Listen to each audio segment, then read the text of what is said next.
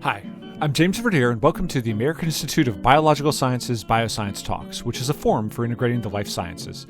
Today I'm joined by two great guests. They are Prosanta Chakrabarty, who is director of Louisiana State University's Museum of Natural Science, where he's also the fish curator and a professor. And also joining me is Bruno Soares, who is scientist and adjunct professor at the University of Regina in Canada, and he also holds a collaborator professor appointment at the Federal University of Rio de Janeiro in Brazil. They were both here to talk to me about their recent publication in Bioscience on the concept of type localities and how their use can help make taxonomic research both more equitable and efficient. I'll include a link in the show notes, but in the meantime, let's go to the interview. Thank you both very much for joining me today. Thanks for having us. It's great to be here.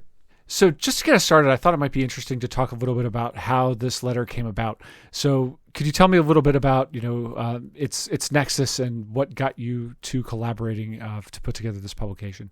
I actually love this story, and I don't mean to jump in front of Bruno here, but Bruno and I had not met, and we got together from this breakout meeting of the Society of Systematic Biologists that was taking place in Baton Rouge, Louisiana, here where I live and work. And I was really interested in all the talks, and Bruno was speaking about the issues of folks in the global south dealing with new species descriptions.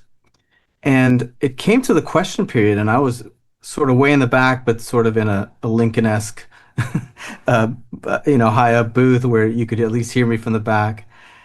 And I think, Bruno, if you could jump in and talk about what your talk was about before I get into like what my question was. But that led to this collaboration, which has actually been pretty cool and fruitful.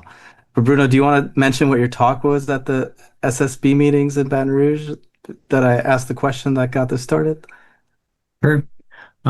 So first, it was funny because it is not a conference that I usually attend because I'm not a systematics biologist, but I was invited to be part of this panel, and I accepted and went there to talk a little bit about the work that I just published, that it is focused on the distribution of the holotype materials of freshwater fishes across the globe. Basically, we were describing something that we call a knowledge split between the materials that support the description of species. This means the holotype materials or name-bearing types that are mostly concentrated in global north. They hold now for freshwater fishes about 80% of this name-bearing type material. But the biodiversity itself, where those species are coming from, they are actually from the tropics and basically from the global south. So basically we are describing using quantitative data, which is more or less my expertise, how this often happens and how these type materials are concentrated in a place that the species are not there, and that hampers a little bit of the knowledge advance in taxonomy. So I think that was the context of the talk. Yeah.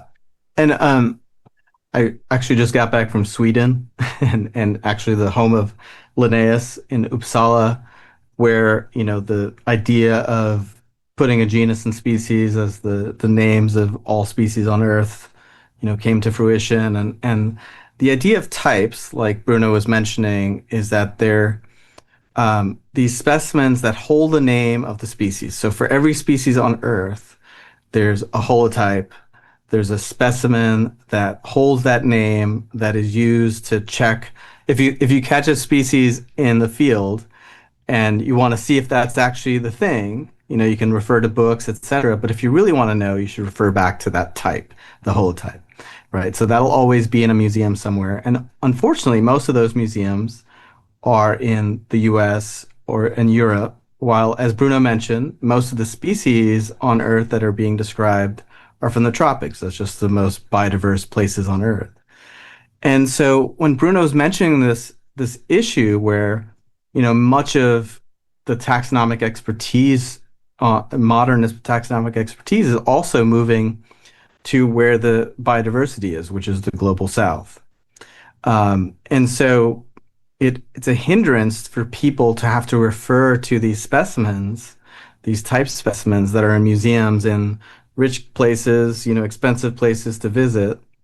And so during the question period, I just raised my hand and asked Bruno, "Hey, how about if instead of having people go to um, visit museums to look at the holotype, that they use topotypes?"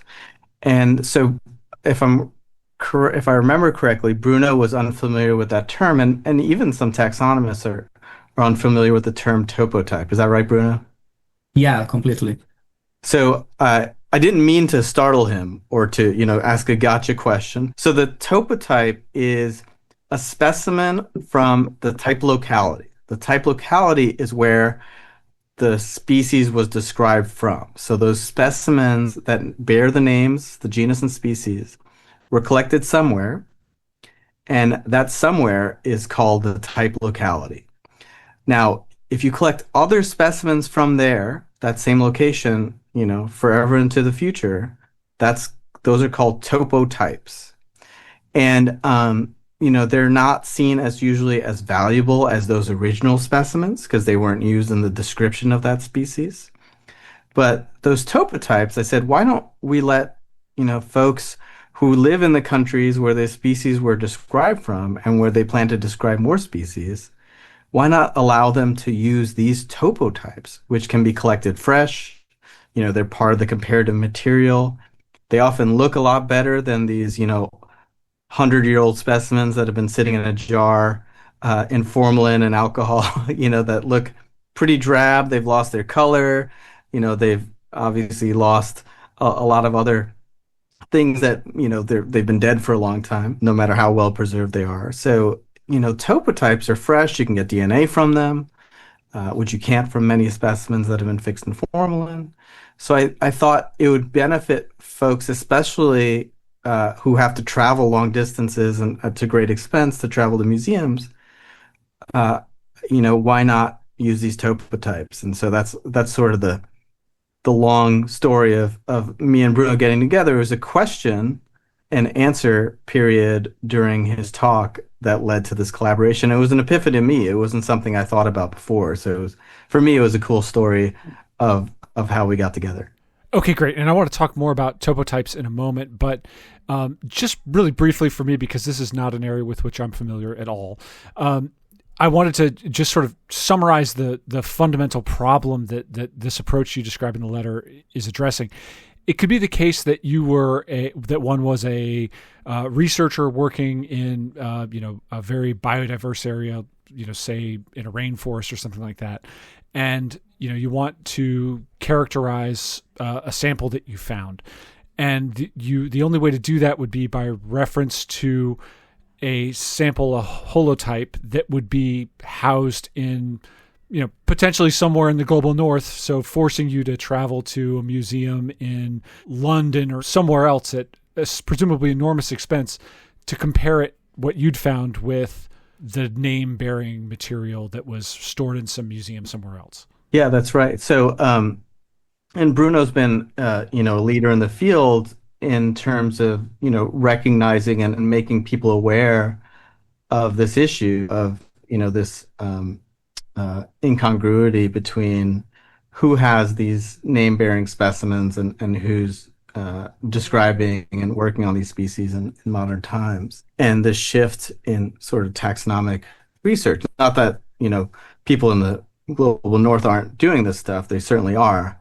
But, what you can do is ask for a photo of those specimens. You can ask people to do those measurements of those name-bearing types, but it's just not the same. There's a reason we don't just take a picture of these animals and then, release them back in the wild. And we need to have specimens in hand to do the comparative work. And the romantic view of species description, I've described about 14 species or so.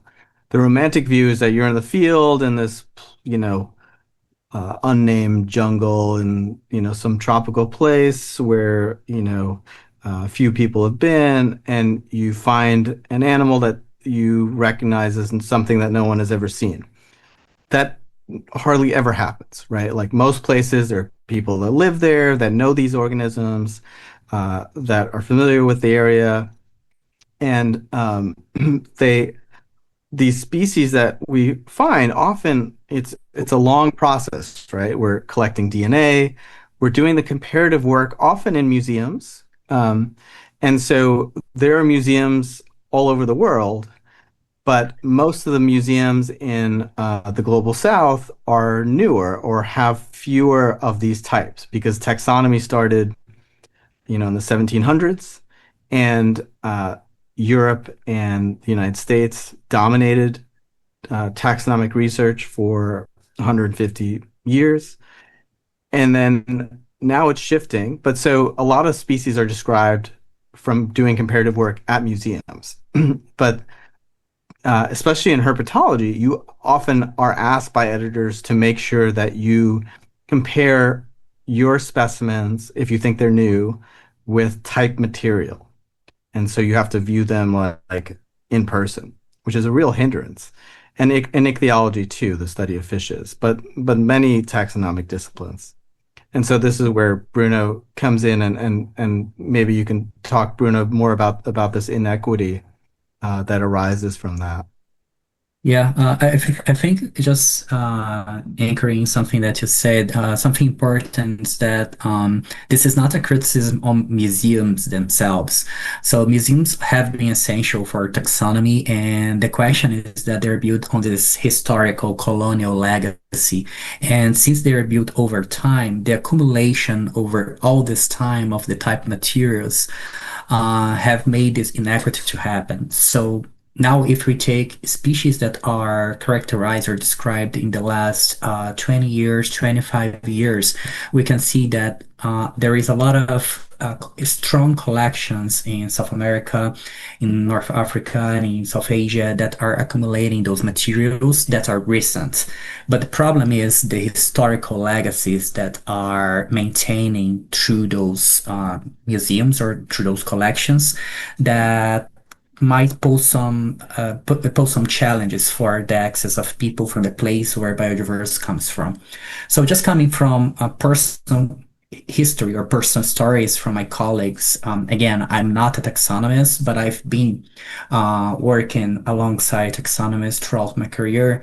And there is not one or two or three times that they needed to review or to revise a given taxa. And for this, they would need to go to New York, to Toronto, to Berlin, or to the UK. So this poses a lot of different challenges in terms of visa, financial burden, personal time, since we're talking usually about PhD students that are underfunded, but also on a limited schedule to finish things off. And it ends up posing some challenge for them to finish the work. And I've seen a couple of times that the work's not finished because of those barriers. They are not able to access those type of materials that are essential for them, and the work ends up not being able to be finished in the way that editors expect them to finish. So it takes them way longer to finish something that would be good for the collective, for the group, which is describing a greater portion of biodiversity. Yeah, and if I can add, I would say, I've been an ichthyologist now for 25 years, and I see the trend too. When we find a species that may be new, or even, if we've collected stuff in, let's say, Brazil, and we brought it back to Louisiana, and we discover that, hey, doing some comparative work at the museum, like here at the LSU Museum of Natural Science, we compare what we have with other things. We might do some loans with the Smithsonian or the American Museum, and we see, okay, this is new, and we describe it. We send the holotype, the name-bearing type, the most important specimen, back to the home country so that it can stay there. But that wasn't the norm, especially before there were sort of this, connection between museums like we have in this modern era, where we could say, okay, we've described this thing, we're going to send the types back to the home country. We might keep one of the secondary types, these things called paratypes, back here, but we'll spread where the types go. That's more of a trend of what people do nowadays. But historically, that hasn't been the case. And of course, most species that have been described were described well in the past. So, people have been making efforts to, more democratize taxonomy, but we thought, allowing topotypes, these, again, specimens from the type locality from where the species was described, would democratize it even more. And it would bring more people into natural history and taxonomy by saying, okay, get some more specimens so we can do, CT scanning and MRIs and, genomics, full genomes, which you can't do from those original types. And so it really adds a new dimension to this ancient art of taxonomy, which is more art than science in some cases. And so I don't know. I really hope this picks up and is something that editors and other people think about more because, as Bruno has been saying, there is a real issue. And I don't know if we've solved it, but it is a step towards at least bringing more people under the tent of natural history and taxonomy. That's fascinating. It sounds like it's also, of course, a great way of addressing some of those historical inequities. I'm wondering if now might be a good time to chat a little bit about taxonomy itself and maybe go through, some of the ways that it's used in research for those who are less familiar with the field and that, area of study in general. So one thing that maybe people see taxonomy as this obscure, ancient science that, people do in dusty museums, hunched over a microscope looking at old specimens. But taxonomy is the front end of conservation. Like you don't discover or describe a new species and that's it, right? Like we don't conserve the things that we don't know. And so, it sounds like a totally obscure thing that we may be talking about types and, ancient museums and stuff, but all the stuff that we do to conserve organisms on this planet and to know where they're from, it starts with this taxonomy. And there's a reason that we still do it. And there's a reason that, people care about this stuff. And what we're proposing, Bruno and I have been proposing in this bioscience letter is really to help make that happen at a much faster pace. It would really, I think, add some fuel to how, especially global scientists can do this front end of conservation work with taxonomy. Yeah. I would say that sometimes we forget that taxonomy is the foundation of biodiverse science, right? Everything that we do in conservation, global conservation, ecology, environmental assessment, or environmental impacts all depend on knowing that species exist, who they are, and what they are. So if there is any kind of unnecessary barriers slowing down the species that we are discovering, the species that we are describing, all those delays, all those challenges, they end up propagating throughout the biodiverse science enterprise. Okay, so it sounds like, you've identified a really important problem and also identified a potential solution to it. And so I'm wondering now a little bit about the gatekeepers. You mentioned journal editors earlier, but who are the people who are in a position to make the determination that this is an approach that you've described that could now go forward, that could now be, the standard way that people can do business in the field of taxonomy? What's holding us back at this precise moment? Yeah, I would say it's editors and reviewers. And so I mentioned herpetology because during that same question and answer period with Bruno, I think the moderator was Kelly Zamudio. Is that right, Bruno? Yes, it was Kelly. And Kelly mentioned, just at almost aside after my comment about topotypes, she said, yeah, most herpetology journals require you to examine the holotype in species descriptions. And so part of that is there's 36,000 species of fishes, so it's maybe more lenient about how there's probably 200 to 300 species of fishes being described a year. There's fewer herps, amphibians, and reptiles. But so it's a little bit cultural based on the group. There's many fewer birds. There's probably only, a handful of birds described every year. And so, the requirements are, and the gatekeepers, as you say, James, are really the editors and reviewers. And so uh, I think this idea of using topotypes, if it catches on, hopefully it catches on with across taxonomy. And it'll be up to, yeah, the journals who publish these papers. That's really fascinating. So I'm wondering, is there any downside to taking this approach? Is there the potential for any introduction of, uncertainty with regard to the samples collected? Is there any potential problem that would need to be overcome, in the adoption of this sort of practice? Bruno, do you want to hit this first, or do you want me to? I feel like a Well, I think you're gonna have a better understanding of the taxonomy Sure. itself, but I would say that if anything, this can improve or strengthen parts of the process because fresh material often can give us a little bit of information that we cannot extract from older specimens. So there is more flexibility into incorporating genetic information or even color patterns and a little bit of internal morphology as well that sometimes might be not accessible with preserved specimens. So I would say that if there is any kind of weakness associated with it, there is also other potential benefits that are associated with using fresh material. Yeah, I'm thinking of limits. We do have the limits that not every country has a natural history museum uh, that, where we can deposit fresh material, right? So, let's say, let's just pick Honduras, a country I've been, before. The closest, stable uh, um, collection, natural history collections in Costa Rica or in Panama.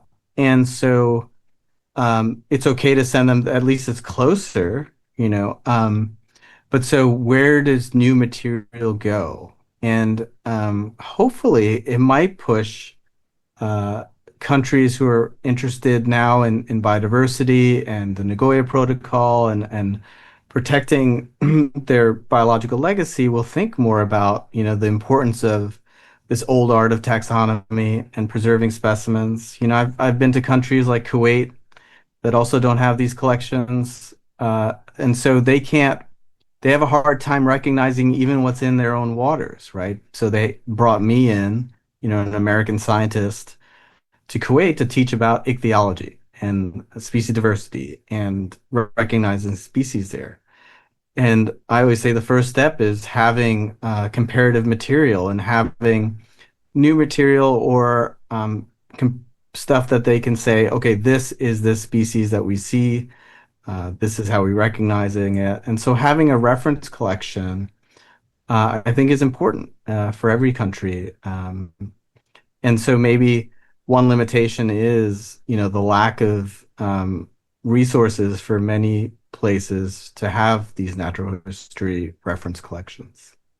Yes, but I would add to this point that global conservation is a global alignment, right? It's a global collaboration that we are trying to get to achieve such a goal of protecting global biodiversity and species all across the globe.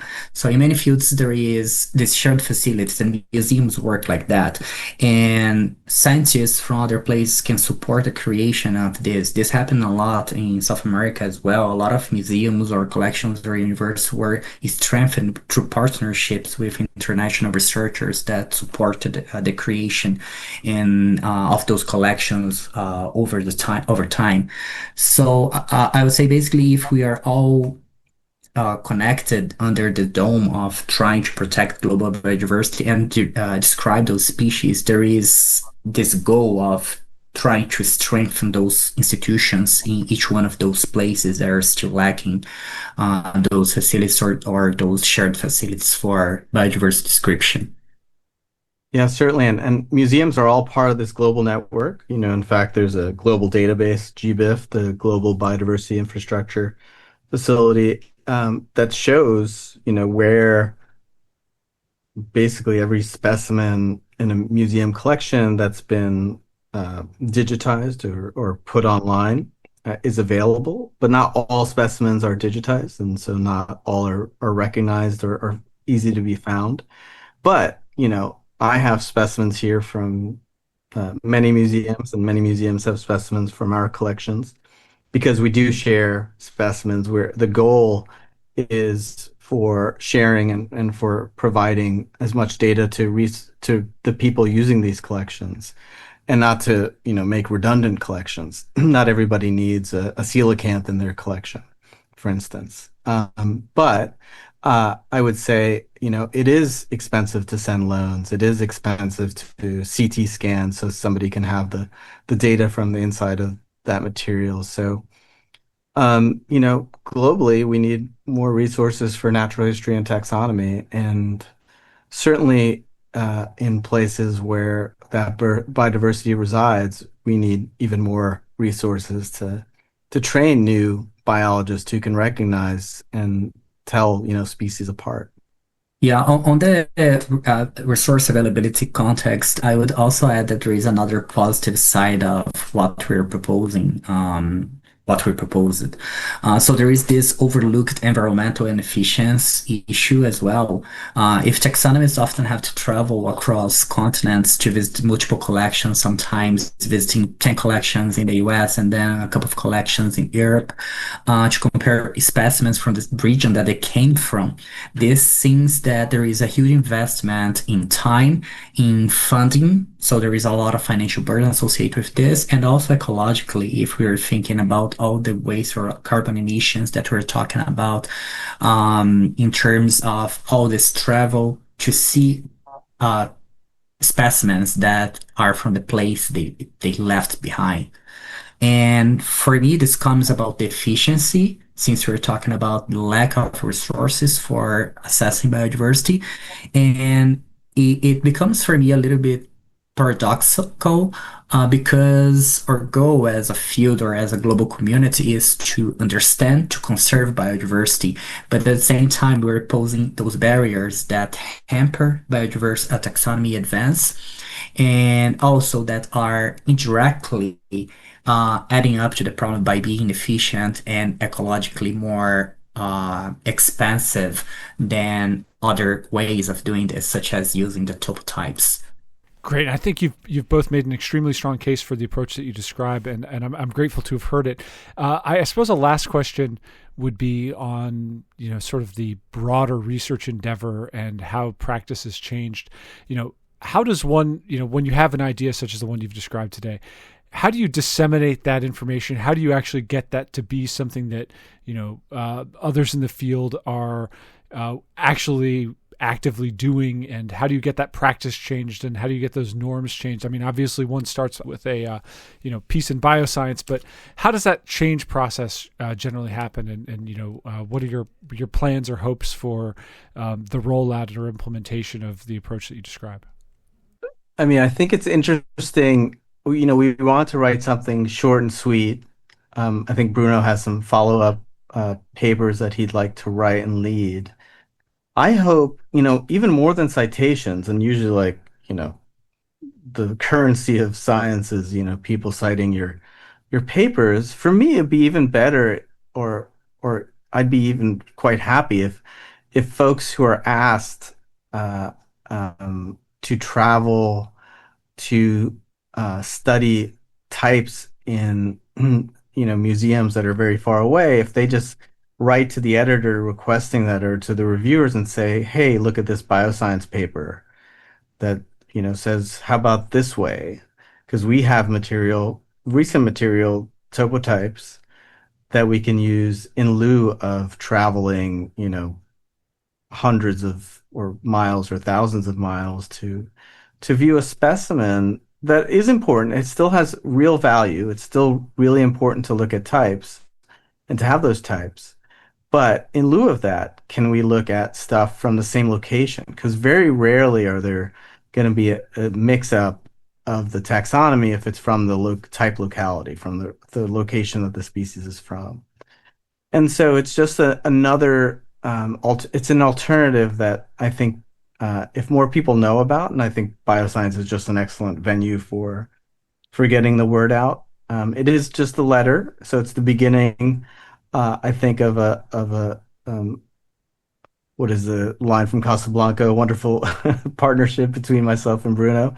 But I hope other people pick it up, and the more people that pick it up and the idea, the better.